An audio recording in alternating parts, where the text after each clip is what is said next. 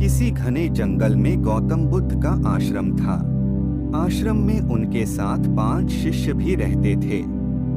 गौतम बुद्ध प्रतिदिन अपने शिष्यों को ज्ञान की बातें बताया करते थे।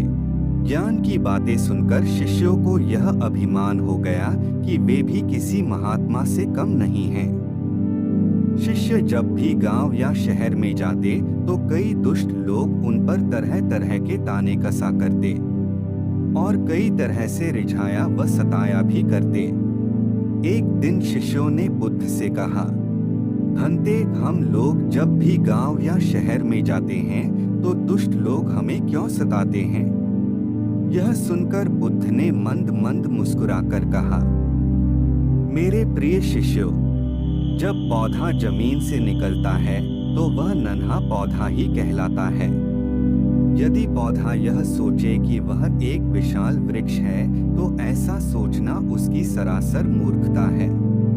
यह जवाब सुनकर शिष्य बोले, भंते, हम समझे नहीं, आखिर आप कह क्या रहे हैं?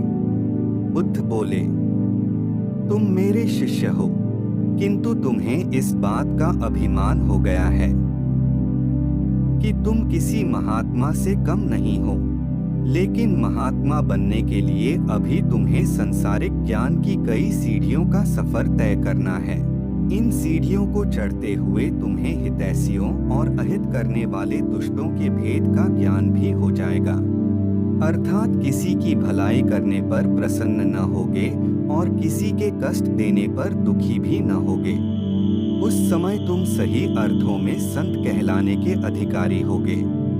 यह सुनकर शिष्यों ने अभिमान की धारणा त्याग दी और संत बनने के लिए बुद्ध के अनुसार पथ पर चलने लगे।